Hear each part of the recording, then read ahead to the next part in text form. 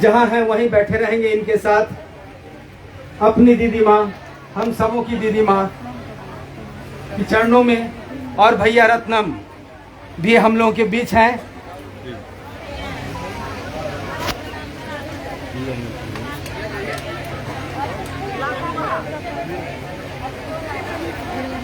भाई रत्नम, बहन गौरी, दीदी बरखा,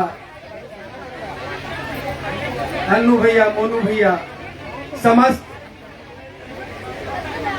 परिवार के सदस्य, गृहस्थ जीवन के प्रतीक, साक्षात प्रतीक, आज हम लोगों के साथ खड़े हैं दीदी माँ के चरणों में। हम सभी इनके साथ दीदी माँ की तस्वीर पे माल्यार्पण कर रहे हैं, इस भाव से कि माँ शक्ति दीजिए, आशीर्वाद दीजिए कि मन शिष्य बन जाए।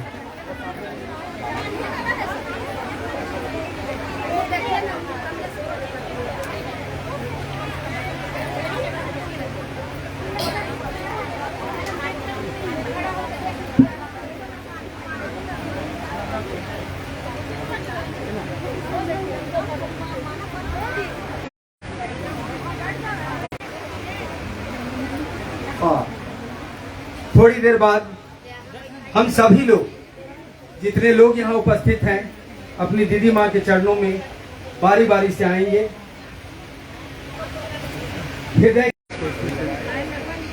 रोटेशन नहीं हो पाया ना, पहले ही चालू कर दिया।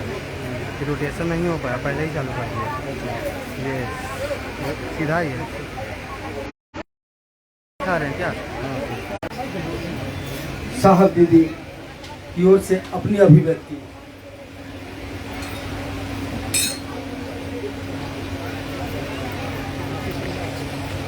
अपने गुरु महादेव और आप सभी को मेरा प्रणाम है।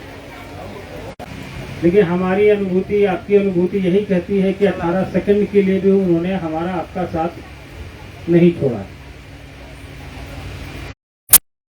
गिनती में आता है, वर्ष आएंगे वर्ष जाएंगे।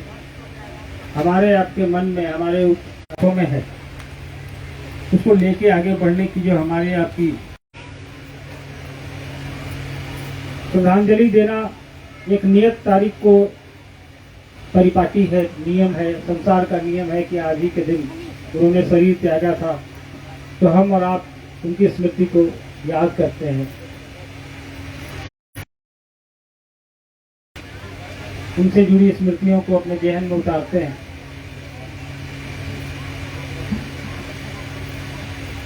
लेकिन उनका जो उद्देश्य है वो हमारे आपके जीवन से एक सेकंड के लिए भी अलग नहीं होना चाहिए। यही हमारी आपकी सही श्रद्धांजलि होगी दीदी के लिए। देखा होगा उनका सरल स्वभाव के प्रति उनका जज्बा। हॉस्पिटल में भर्ती रहने के दौरान भी अपने बगल वाले बिस्तर वाले को, वहाँ काम करने वाले अटेंडेंट को, नर्सें या कोई उनसे मिलने आता था, उसको भी है अपने महादेव से, अपने गुरु से, उनसे दया की याचना कर रहा है। शिव के शिष्य की ये एक पराकाष्ठा है। महादेव का क्या कान भी खींचा, कभी उनको गुस्सा होते हम लोगों ने देखा ही नहीं। पूरा बचपन उनके साथ बिताया।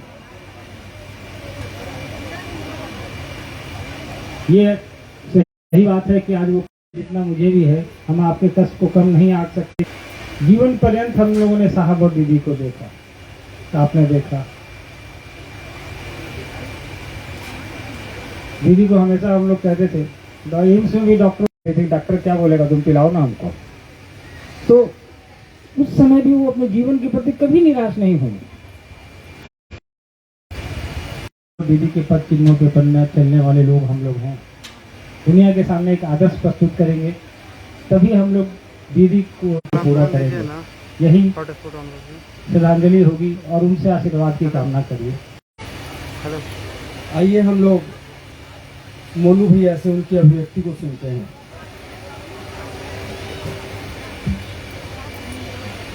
आप सभी को मेरा प्रणाम है। हमारे आध्यात्मिक पिता है, आध्यात्मिक माँ है, लेकिन इस बात को थोड़ा समझने की भी कोशिश करनी होगी। मैं थी उस समय कभी ये फिक्र उन्होंने नहीं किया। वो हमेशा कहते थे कि साहब के साथ रहना, महादेव का काम करना, गुरु भाई गुरु बहनों को साथ लेके चलना। क्या मांगिए कि हम और आप भी अच्छे से महादेव का काम करें। आप सबों के चरणों में मेरा प्रणाम।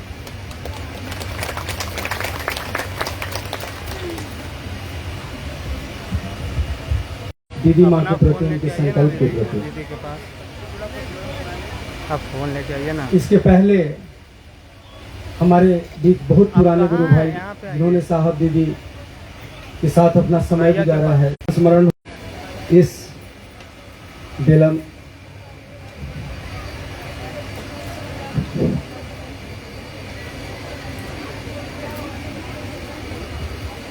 इकट्ठे हुए हैं हर वर्ष की भांति, लेकिन जिनके पुण्यतिथि में हम लोग हम लोग कितना सुना सकते हैं। तो कम से कम हमको लगता है कि लाखों शिष्य हैं जो इनके अनुभूति से अवगत हैं। और ये एक ही लाइन के लिए हमारे साहब कई बार उनको बोले भी कि बिना सोचे समझे सबका ले लेते हैं। तो बोलते थे कि जब इस दरवाजे से कोई रोते हुए लौटेगा तो फिर कहाँ जाएगा। आज के जमाने में हम समझते हैं कि मंदिरों में भी जो महंत हैं, जो पुजारी, उनकी ताकत इतनी नहीं है जो किसी रोते हुए को हंसते हुए भेज दें और उसके दुख दर्द को ले लें। ये हम लोगों ने देखा है, सुना है, लेकिन सुनने में और आपके काम को पूरा करने में किसी तरह का हो, ये हम लोगों ने देखा है। पढ़ा नहीं है, सुना नहीं है। हम लोग को अनुभूत हुआ है कि ये कहने की साहस किसी को नहीं है कि जब यहाँ से भी रोते हुए लौटेगा तो कहाँ जाएगा। और इस मेरे गुरु मैं सुश्री को मेरा प्रणाम है। बात सुन रहे थे, जब एक छोटे से घर में साहब और दीदी अपने लौकिक परिवार के साथ रहते थे और उस परिवार में आने वाले हर शिव शिष्य का दिल से स्वागत करते, उसके लिए अपने घर के हर कोने को खाली कर देते थे, अपनी भोजन की थाली उसके सामने परोस देते थे। और सच ही कहा अभी इन्होंने कि अभी तक तो कोई दरवाजा ऐसा नहीं मिला जहां जाने पे गए थे तो आंसू लेकर और लौटे तो हंसी लेकर लौटे हैं। कहा है कबीर ने कि जब कोई पैदा होता है इस धरती पे तो वो रोता है, बच्चा रोता है तो घर के लोग और समाज के लोग हंसते हैं, खुश होते हैं। लेकिन ऐसी करनी कर चलो मैं हंसूं जग रोए। दीदी नीलामानंद जी ने ऐसा काम किया, वरेण्य गुरु भ्राता साहब श्री हरिनानंद जी के साथ कदम से कदम मिलाकर कि आने वाले मनवांतरों तक जब तक शिव शिष्यता की बात चलती रहेगी, हम अपनी दीदी नीलामानंद जी के उस ममता को, उनके उस पोषण को याद करते रहेंगे। कोई माँ सिर्फ बच्चे को पैदा नहीं करती, वो बच्चे को पैदा करती है तो वो कैसे जिएगा, कैसे पोषित और पल्लवित होगा, इसकी भी व्यवस्था करती है। आध्यात्म की इस धरती पे शिव मेरे गुरु हैं, हम सब उनके शिष्य हैं। साहब और दीदी को हम कहते हैं कि मेरे आध्यात्मिक पिता हैं, मेरी आध्यात्मिक माँ है। तो उस माँ से हम विनती करते हैं कि मेरे आपके सबके मन में फैले अंधेरे को वो दूर करे, ज्योति रूप में वो ऐसा उतरे कि उस ज्योति से मेरे मन में फैले अंधकार को वो दूर कर दे, ताकि शिव की तरफ चलने का रास्ता प्रशस्त हो, प्रकाशवान हो। साहब ने पिछली बार यही इसी स्थान पे हम लोग उपवन में ही दीदी नीलामानंद जी का पुण्यतिथि मनाए थे और साहब ने उस दिन कहा था कि उनकी सच्ची श्रद्धांजलि तो यही होगी कि जो उन्होंने अपने जीवन के अंतिम क्षण तक चाहा है कि शिव सबके गुरु हो जाए। सच्ची श्रद्धांजलि यही होगी कि हम भी अनवरत उसी काम को करते रहे और उनको फूल के रूप में इसको श्रद्धांजलि रूप में चढ़ाते रहे। तो हम सब इस दिन को ही नहीं, उन्होंने जो हम सब शिव शिष्यों को दिया है, हम सब उनके प्रति कृतज्ञ हैं। माँ के दूध का कर्ज कोई नहीं चुका सकता। माँ का कर्ज कभी सुना है कि कोई चुका सका है? उसकी ममता का कर्ज कोई नहीं चुका सकता। कितनी बार मैंने अपनी आंखों से देखा कि कोई गुरु भाई गुरुवान अपने कष्ट से दुखी होकर आ गए हैं। साहब ने कहा कि महादेव की तरफ चलो ना, 3 सूत्र करो, सब ठीक हो जाएगा। साहब चले गए हैं कार्यालय। अब वो दुखी है और वो बैठ गया है माँ के चरणों में और वो कहता है कि कैसे भी इस कष्ट से मुक्ति दे दीजिए। और वो जानती हैं कि दूसरे का कर्मफल लेने का मतलब होता है आपको भी उसमें बांटना पड़ेगा, आपको भी भोगना पड़ेगा। इसके बाद भी वो इसी की शुभकामना करती हैं अपने गुरु से, इसी की प्रार्थना करती हैं अपने गुरु से कि इसके कष्ट कम हो जाए। कभी मैंने ये नहीं सुना कि किसी को कह दीजिए कि दूध के ग्लास में 1 चुटकी हल्दी पी लीजिए, ठीक हो जाएगा। बात उस दूध में या 1 चुटकी हल्दी में नहीं होती है, बात उस आशीर्वाद में होती है जो माँ के मुख से निकला है। वो जो कह देंगी वो होता है, होता आया है। और उन्होंने हमेशा कहा कि साहब जो कहते हैं उस रास्ते पे चलिए। साहब के लिए उनकी जो श्रद्धा रही है वो एक सिर्फ पत्नी के रूप में नहीं रहा है, वो शिव के शिष्य के रूप में शिव के शिष्य का साथ देती रही। और उन्होंने एक उदाहरण प्रस्तुत किया कि दुनिया के लौकिक रिश्ते बहुत छोटे हैं उस रिश्ते के सामने जो महादेव ने जोड़ा है हमारे आपके बीच।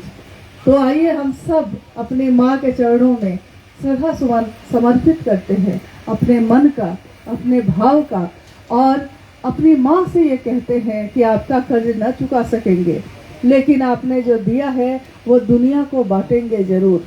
हाँ, हम दुनिया के जहर को कम नहीं कर सकते, बहुत जहरीली है ये दुनिया, लेकिन कुछ तो जहर कम कर देंगे। गुजरेंगे जिधर से हम आप, जो शिव कैसे से गुजरेंगे, कुछ तो उसका विषैलापन कम होगा। चलिए उसी को हम लोग करेंगे सब मिलके। आज का ये दिन 18 साल हो गए। सुबह 4 बजे जब दिल्ली से ये दूरभाष आया था पटना में कि दीदी नीलम अब शरीर में नहीं रही, वो शिवलीन हो गई। इतने सालों के बाद भी हर क्षण यही लगता है कि जैसे आज ही की बात है, जैसे आज ही ये हो गया है। कितने गुरु भाई गुरुबान जो पुराने उस समय के हैं, जब भी भेंट होती है, मुलाकात होती है, वो लोग उस समय को बताते हैं कि कैसे दीदी माँ अखबार बिछा के बैठ गई और कैसे उनकी सारी कीचड़ से लथपथ हो गई ट्रैक्टर पे बैठ के। वो राज परिवार की नीलम आनंद, वो राजमणि नीलम आनंद अपने गुरु के लिए धूल धूसरित हुई, लोगों के सामने झुकी। उन्होंने क्या उनके जीवन में बाधा नहीं आई थी? क्या उनके जीवन में ऐसे लोग नहीं आए जिन्होंने उनका साथ नहीं दिया, विरोध किया, साहब का किया? लेकिन उन्होंने इसकी परवाह नहीं की कभी। उन्होंने हमेशा कहा कि दुनिया मुझको क्या देगी इस पे मेरा बस नहीं है, लेकिन मैं दुनिया को क्या दूंगी इस पे तो मेरे गुरु का बस है। आप जहर देते हैं तो जहर दीजिए, आप अपमान देते हैं तो आप अपमान दीजिए, लेकिन मैं तो करुणा दे सकती हूँ, मैं तो ममता दे सकती हूँ। तो साहब ने कहा था कि ये जीवन का समंदर है और इस समंदर में, इस जीवन के समंदर में आप जो फेंकिएगा आपको वही वापस आएगा। आप इस समंदर में चप्पल फेंकिएगा तो आपको वही चप्पल वापस आएगी, याद रखिएगा। इस जीवन में प्रेम फेंकिएगा तो वापस प्रेम मिलेगा। सम्मान दीजिएगा दूसरे को, वो आपसे 100 गुना सम्मान आपको देगा। आप गुरु का नाम लेकर तो बढ़िए, आप अपने गुरु को तो स्थापित करिए। आप सभी के चरणों में प्रणाम है, अपनी माँ के चरणों में प्रणाम।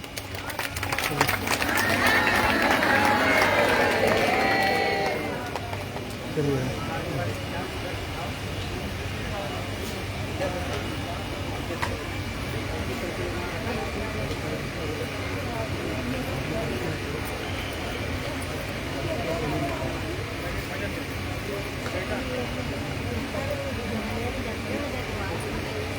आप सभी लोग बैठे रहिए जहाँ है वहीं। एक भजन के बाद हम लोग बारी बारी से दीदी माँ के चरणों में पुष्प अर्पण करेंगे। देखो अभी फ़ोन निकालते हैं, ठीक है? फ़ोन निकालते हैं, सिर्फ फ़ोन पकड़ना है। फ़ोन पकड़ो। हम सभी दीदी माँ की तरह दिखाओ। वो हर काम कर सकते हैं जो हमारे आपके बस में होता है, लेकिन कई बार कुछ ऐसा काम हो जाता है लिया था एक बार। जो हम आप नहीं कर पाते। दीदी को अगर संभव होता तो हम लोग ले आते, दादा लेकिन वो ऐसी जगह चली गई है जहां से लाना हमारे आपके लिए संभव नहीं। ठीक है। चिट्ठी न कोई संदेश, जाने वो कौन सा देश जहां तुम चले गए। चिट्ठी न कोई संदेश, जाने वो कौन सा देश जहां तुम चले गए हो, जहां तुम चले गए। चिट्ठी न कोई संदेश, जाने वो कौन सा देश जहां तुम चले गए। चिट्ठी न कोई संदेश, जाने वो कौन सा देश जहां तुम चले गए, जहां तुम चले गए। इस दिल पे लगा के थे, जाने वो कौन सा देश जहां तुम चले गए। चिट्ठी न कोई संदेश, जाने वो कौन सा देश जहां तुम चले गए, जहां तुम चले गए।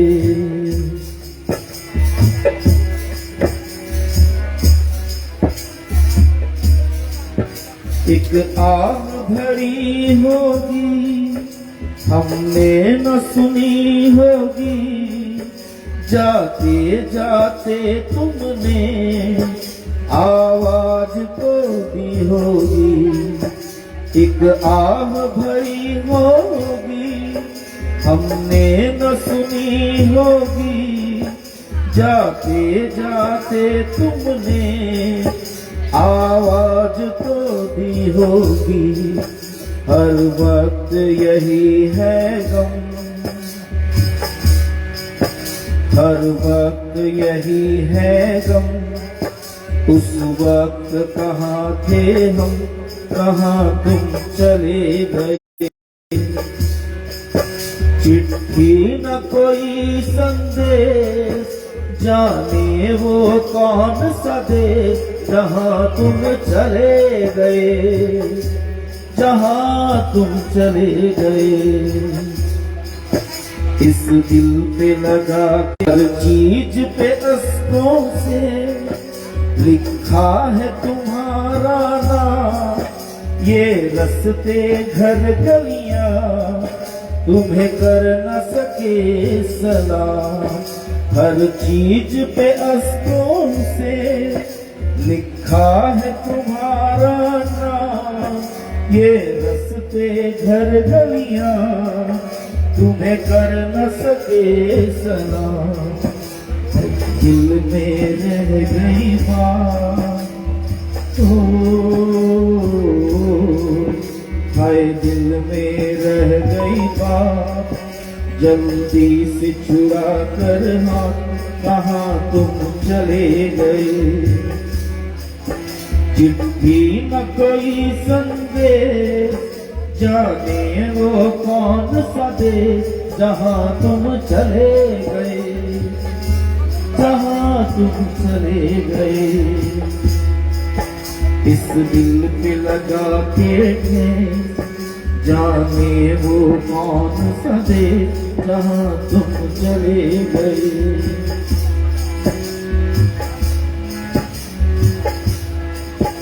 अब यादों के कांटे इस दिल में चुभते हैं, ना दर्द ठहरता है, ना आंसू रुकते हैं।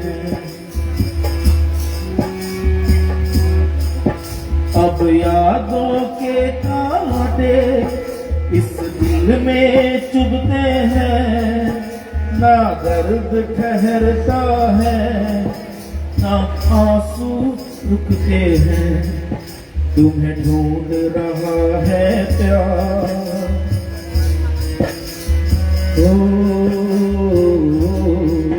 तुम्हें ढूंढ रहा है प्यार। हम कैसे करें इकरार कि हाँ तुम चले गए। चिट्ठी न कोई संदेश, जाने वो कौन सा देश जहाँ तुम चले गए, ओ जहाँ तुम चले गए। इस दिल पे लगा के ठेस, जाने वो कौन सा देश जहाँ तुम चले गए। चिट्ठी न कोई संदेश, जाने वो कौन सा देश जहाँ तुम चले गए, ओ जहाँ तुम चले गए, हाँ जहाँ चले गए। थोड़ा सा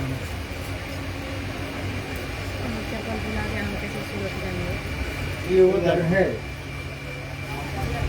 जहाँ सबको गले लगाए जाते हैं, सबके अनुरोध को सुने जाते हैं। कुछ गुरु भाई गुरु बहनों ने अपनी हार्दिक इच्छा व्यक्त की है बरखा दीदी से कि वो हम लोगों को इस पावन बेला में दीदी माँ के चरणों में उनके द्वारा एक भजन का अर्पण हो। बहुत सारे गुरु भाई गुरु बहनों का अनुरोध है और दीदी माँ के द्वारा रचित और गाया हुआ भजन। दीदी माँ साहब के ऑफिस जाने के बाद सबको जाना है।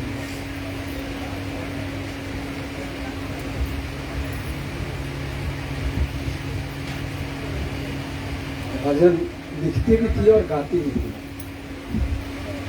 इन्हीं में से एक भजन का अनुरोध है हमारा सभी गुरु भाई गुरु बहनों।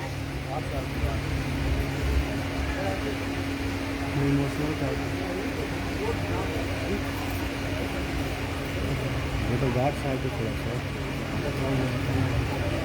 यहाँ के लोगों को इमोशन जुड़ा है, किसी की तरह बोल नहीं सकते। गार्ड साहब कहाँ पर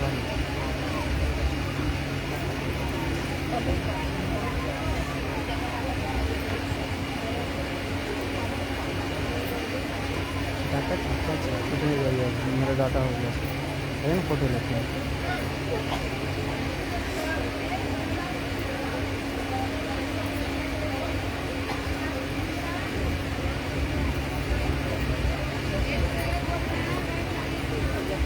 शिव को गुरु बनाने के बाद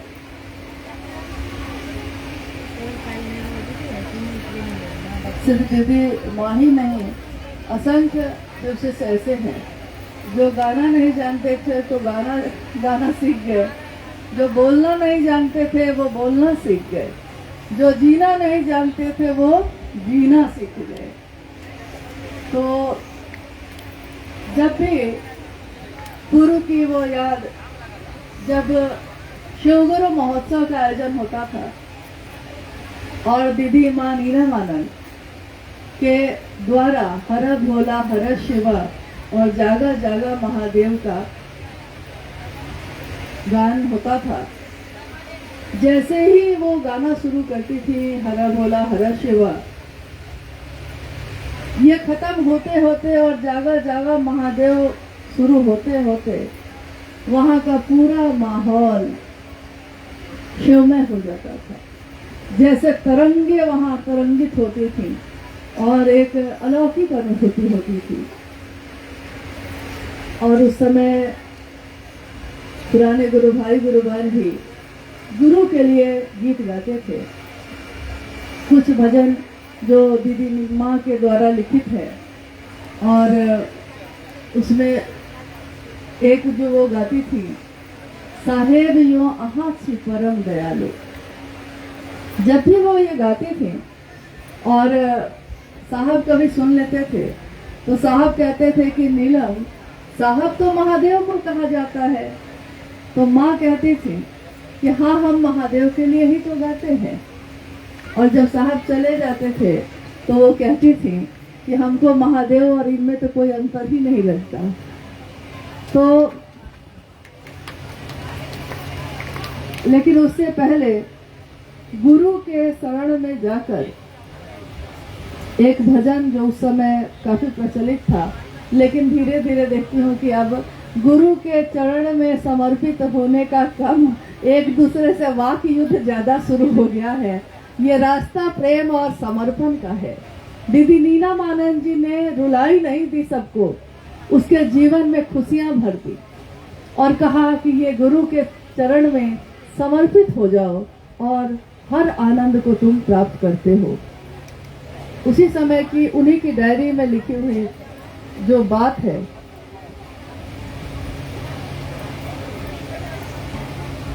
गीत मतलब गाने जैसा अभ्यास नहीं है, गायक तो नहीं है, लेकिन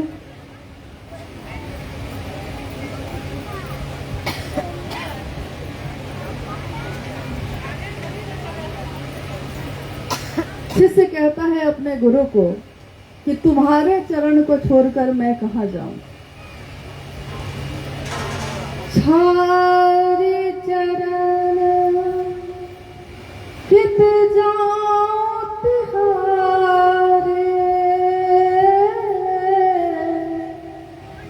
आदि गुरु महादेव हमारे, जागा महादेव हो जागा महादेव।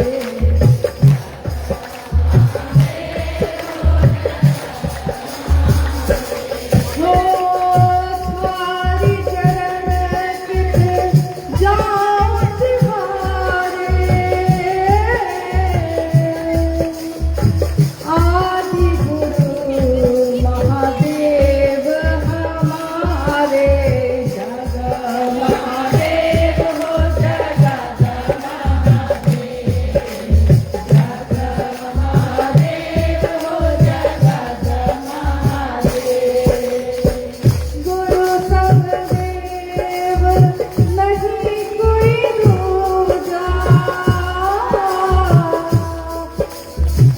दिल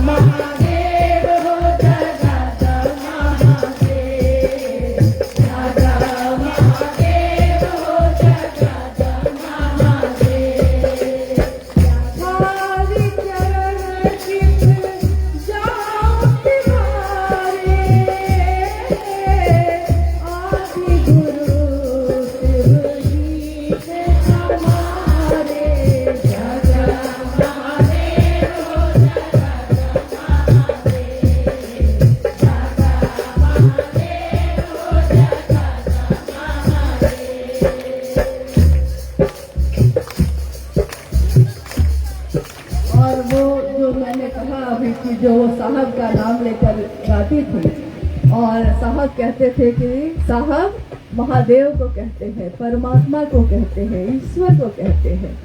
उसी गुरु को, उसी शिव को, उसी ईश्वर को याद करके हम कहते हैं साहेब यो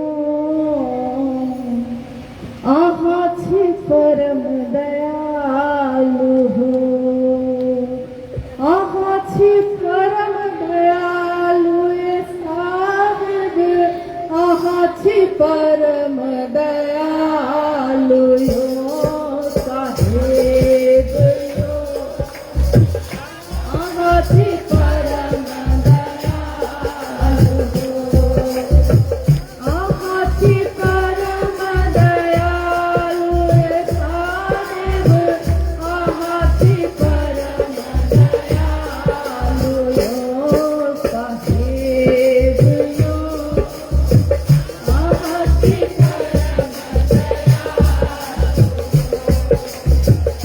तीन सूख अही के करई थी, मांगे थी दया के भीख यो। तीन सूख अही के करई थी, मांगे थी दया के भीख यो साहेब यो, आहा छी परम दयालु हो, आहा छी परम दयालु रे साहेब, आहा छी परम दयालु यो साहेब यो, आहा छी परम दयालु हो।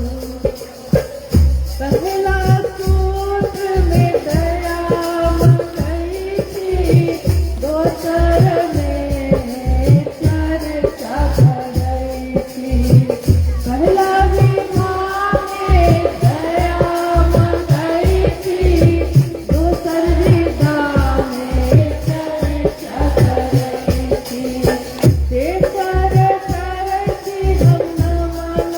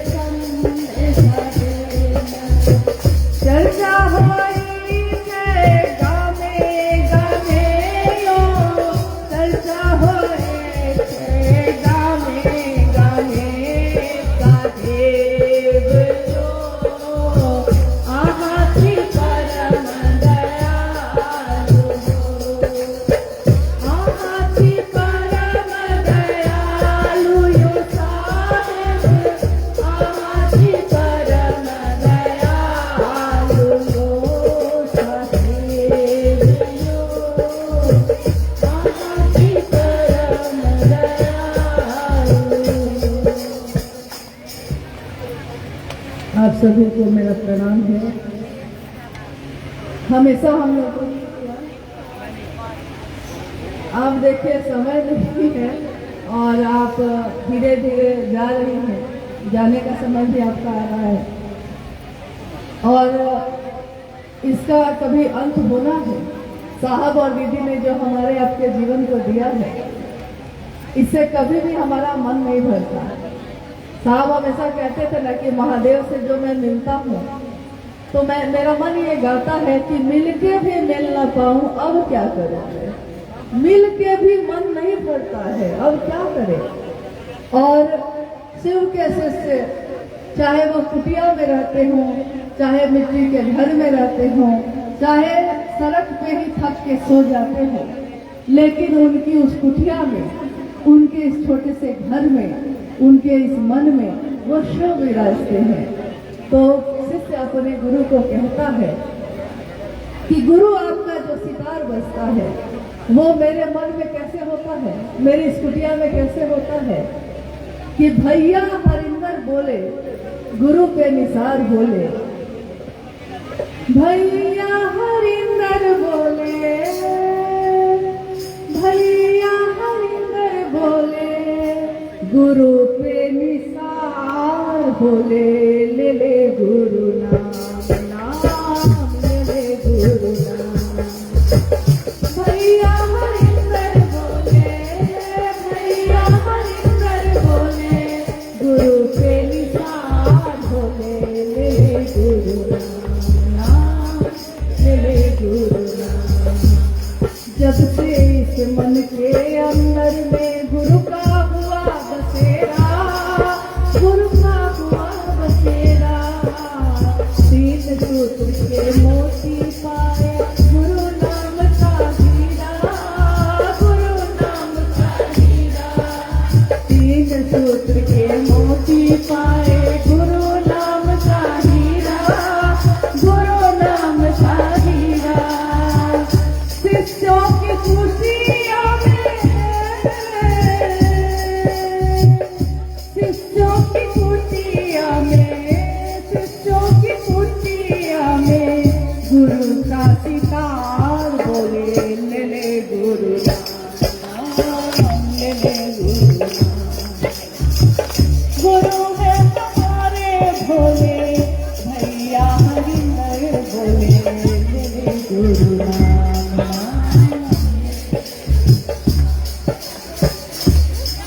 अब आप लोग इसी अव्यवस्था में, इसी छोटी सी जगह में, जब पटना के D106 जैसे छोटे से घर में सारे शिष्य से कहीं ऊपर कभी नीचे जहाँ तहाँ बैठ सकते हैं, तो माँ दीदी नीलम जी ने जो परिवार से शिष्यों का बनाया है, ये इतना विशाल है कि कितनी भी व्यवस्था कर लीजिए छोटी हो जाती है। लेकिन हम सभी को अनुशासित होकर खुद से, किसी भी कार्यकर्ता की जरूरत नहीं पड़नी चाहिए, खुद ही आप स्वतः एक तरफ से पंक्तिबद्ध होकर आगे बढ़िए। अपनी माँ को पुष्प का अंजलि भर के श्रद्धांजलि दीजिए और धीरे धीरे आप पंक्तिबद्ध होकर ऊपर में साहब का दर्शन करते हुए प्रसाद कुछ ग्रहण करके अपने घर को प्रस्थान कर जाइएगा। लेकिन ये सारे काम अनुशासित होकर और धीरे धीरे होने चाहिए। आप सभी के खड़िए तो आप लोग इधर से हट जाइए, इधर से हट जाइए। आप लोग अपनी जगह बैठे, प्लीज खड़े मत होइए, खड़े मत होइए, अंदर खड़े मत होइए। आप लोग हटिए, जैसे बुलाएंगे वैसे हटिए, आगे से हटिए, इधर से हटिए ना, इधर से हट जाइए। पीछे पीछे पीछे रह सकते हैं थोड़ा, इधर से क्यों आ रहे हैं? हटिए। मत आइए, चलिए।